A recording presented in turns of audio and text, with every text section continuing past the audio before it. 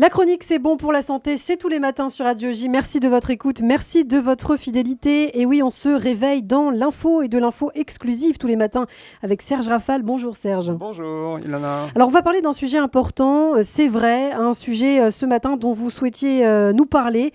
Serge, quelque part aussi nous rassurer sur le cancer le plus fréquent chez la femme, c'est bien sûr le cancer du sein. En effet, Ilana, il est certes en augmentation, mais sa mortalité est en baisse grâce à la prévention et au traitement. J'y reviens plus loin. Alors est-ce que d'abord vous pouvez nous donner les chiffres globaux du cancer en France ? C'est autour de 380 000 nouveaux cas chaque année, un peu plus d'hommes que de femmes. 205 000 hommes contre 175 000 femmes. Il est responsable d'environ 160 000 décès, eux aussi plus masculins que féminins. Alors ça, c'est les chiffres globaux du cancer, les chiffres du cancer du sein. Selon Santé publique France, près d'une femme sur 8 développera un cancer du sein au cours de sa vie.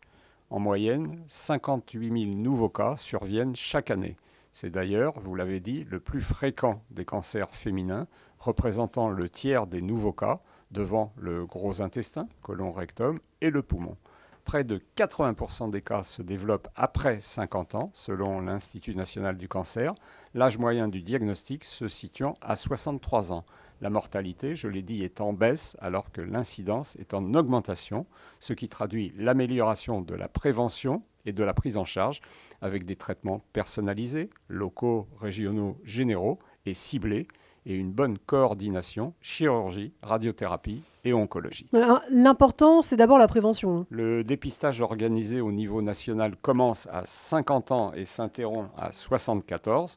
On ne sait pas trop pourquoi, puisque si 20% des cancers surviennent après 70 ans, 10% tout de même sont découverts après 80 ans. Et la prise en charge alors ? Les traitements sont locaux, régionaux, généraux. Le traitement local, chirurgical, porte évidemment sur le sein. Il est ambulatoire et conservateur, tumorectomie, dans 70% des cas. Le traitement régional, également chirurgical, retire les ganglions, puis guide le protocole thérapeutique. La radiothérapie est-elle un traitement loco-régional ? Enfin, le traitement général comprend la chimiothérapie, l'immunothérapie, l'hormonothérapie, les thérapeutiques ciblées. Alors, on a envie de vous poser la question, pour les personnes qui s'inquiètent aussi, peut-être d'avoir plus tard un cancer du sein, quels sont les facteurs de risque de cancer du sein ? L'âge, on l'a vu avec le dépistage, un antécédent personnel ou familial de pathologie mammaire, une prédisposition génétique, BRCA1 et 2, les mutations sont retrouvées dans 7 à 10% des cas. D'autres facteurs de risque sont suspectés. Certains dépendent des expositions hormonales endogènes, l'âge lors de la puberté et de la première grossesse, le nombre d'enfants, l'allaitement, surpoids et obésité, 10,5% des cancers, et des expositions exogènes comme le traitement hormonal de la ménopause. De nombreuses études, enfin, incriminent la consommation d'alcool responsable de 15% des cancers et le tabagisme retrouvé dans 4,5% des cas. Quels sont les résultats des traitements proposés actuellement ? Plus le cancer du sein est détecté tôt, plus il se soigne facilement et plus les chances de guérison sont élevées.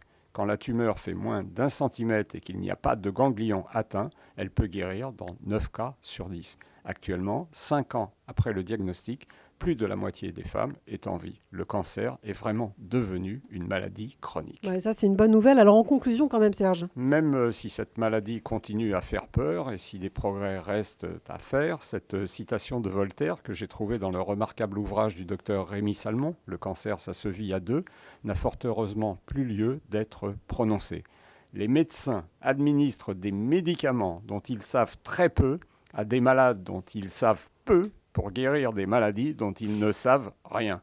Cette période, je vous rassure, Ilana, est totalement révolue. Eh bien, ça laisse à réflexion. Merci beaucoup, Serge Rafal. Serge, qu'on aura le plaisir de retrouver demain matin, comme tous les matins, sur le qui-vive en forme sur Radio J.